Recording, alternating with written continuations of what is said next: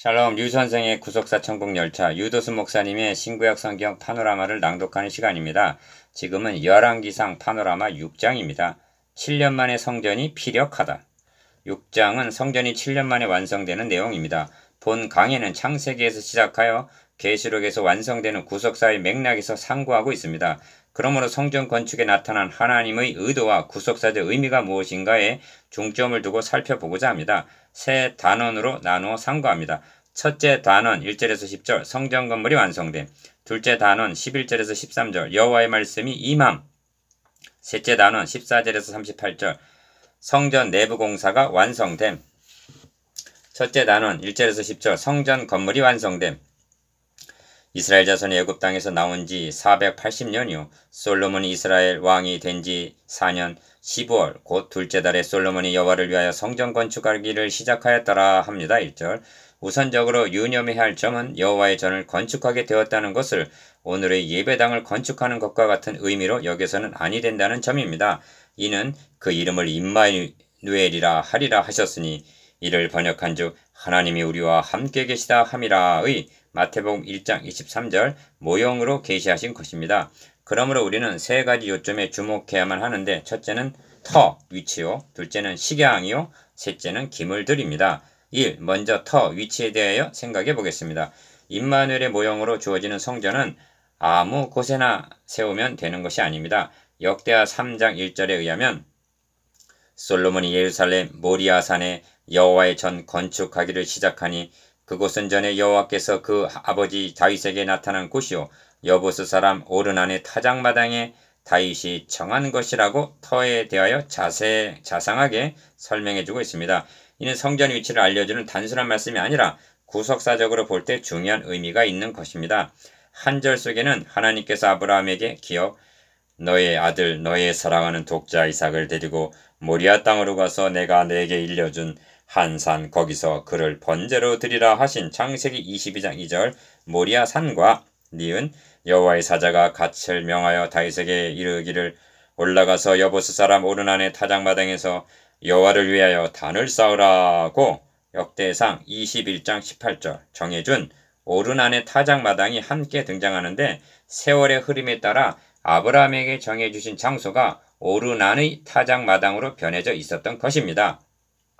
바로 그 자리에 솔로몬이 성전을 건축했는데 이 점에서 주목해야 할 점은 두 곳 모리아산 오르난의 타작마당에서는 모두 번제가 드려진 곳이라는 점입니다.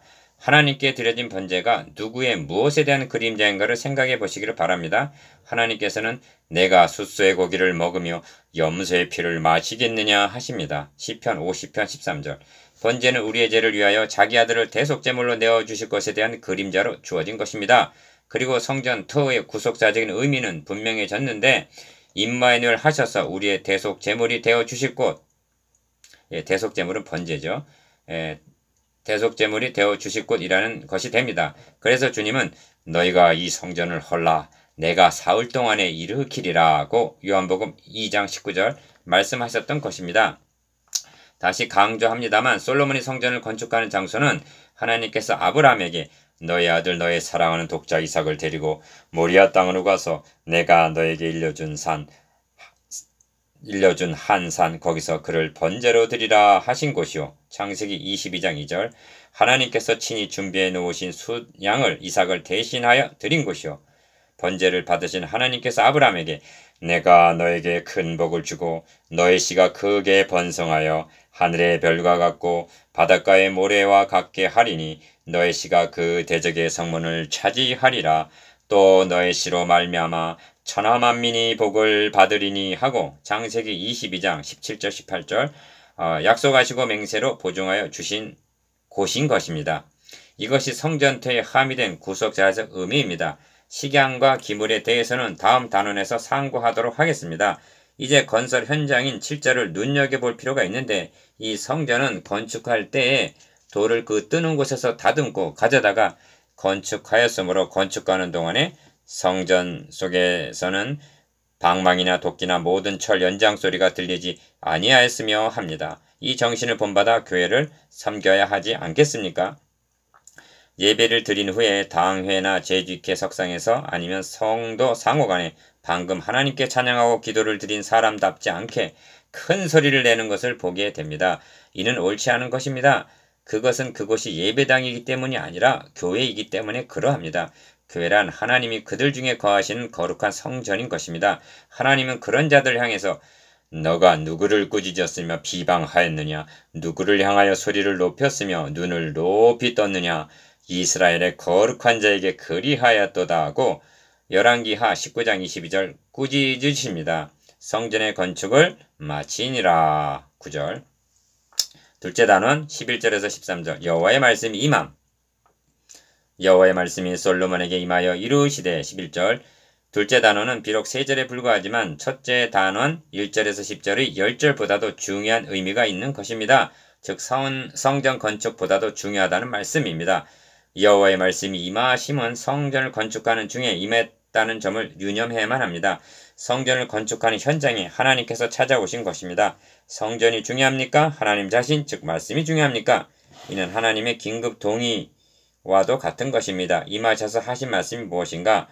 너가 지금 이 성전을 건축하니 너가 만일 내 법도를 따르며 내 율례를 행하며 내 모든 계명을 지켜 그대로 행하면 내가 너희 아버지 다윗에게 한 말을 너에게 확실히 이룰 것이요 내가 또한 이스라엘 자손 가운데서 거하며 내 백성 이스라엘을 버리지 아니하리라 하십니다. 12절 13절. 어찌하여 하나님께서 성전을 건축하는 중에 긴급 동의와 같은 말씀을 하시는가? 하나님께서는 성전 낙성식 후에도 솔로몬에게 나타나시어 이와 같은 말씀을 하시는 것을 보게 됩니다. 7장 11절에서 18절. 중요한 것은 성전 건물을 얼마나 크게 무엇으로 지었느냐에 있지 아니합니다. 천지의 주제이신 하나님은 무엇이 부족한 것처럼 사람의 손으로 지은 전에 계시지 아니하신다고 말씀합니다.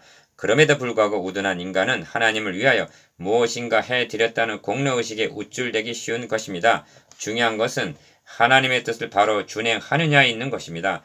하나님께서는 성전을 건축하고 있는 솔로몬이 마음을 돌이켜 이스라엘의 하나님 여호와를 떠날 것을 아시는 것입니다. 그러므로 훗날 말씀하시기를 여호와께서 일찍이 2번이나 그에게 나타나시고 이 일에 대하여 명령하사 다른 신을 따르지 말라 하셨으나 그가 여호와의 명령을 지키지 않았다고 책망하십니다. 11장 9절 10절.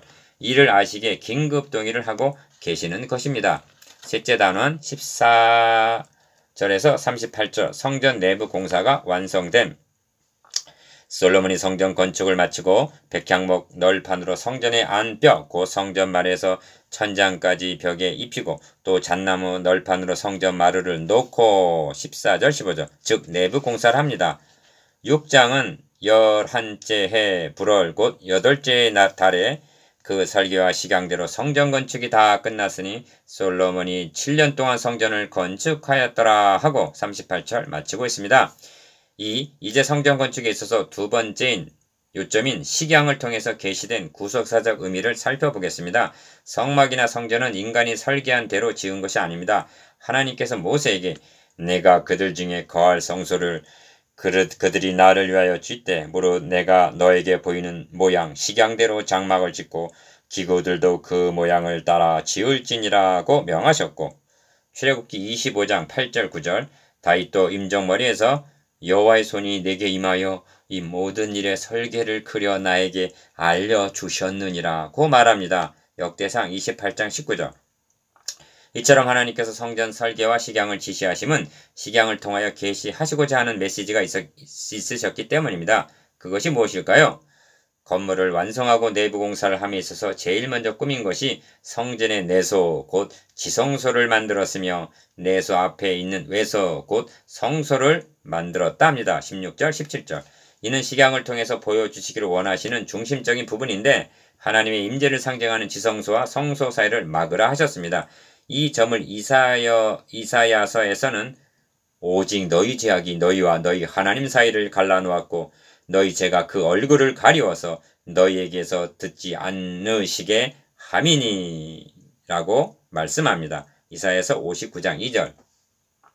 이를 신약성경에서는 성령이로서 보이신 것은 즉 성소 식양을 통해서 계시하시려는 바는 첫 장막이 서 있을 동안에는 성소에 들어가는 길이 아직 나타나지 아니한 것이라 합니다. 히브리서 9장 8절. 즉 하나님과의 관계가 끊어지고 나아가는 길이 막혀 있었다는 점을 성막 식양 중 휘장을 통해서 보이신 계시라고 해설해주고 있습니다. 여기 유의하여야 할 점이 있는데 지성소라 하지 않고 성소에 들어가는 길이 아직 나타나지 않은 것이라고 말씀하고 있다는 점입니다. 여기서 성소라 하는 것은 땅에 있는 성소가 아니라 하늘에 있는 성소, 즉 하나님 보좌를 가리키는 것입니다. 히브리서 8장 1절에서 2절, 9장 24절. 하늘에는 지성소와 성소의 구별이 없을 뿐만이 아니라 아예 성전도 없다고 말씀합니다. 계시록 21장 22절. 왜냐하면 전능하신 이와 및 어린 양이 그 성전이시기 때문입니다. 그리고 중요한 것은 땅에 있는 모형적인 지성소에 들어가는 길이 막힌 것이 문제가 아니라 하나님 존전인 참 성소에 들어가는 길이 아직 열리지 않았다는 데 있는 것입니다.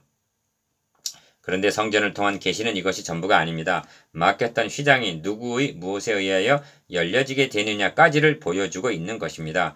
이것이 세 번째 요점인 기구들을 통하여 보여주심입니다.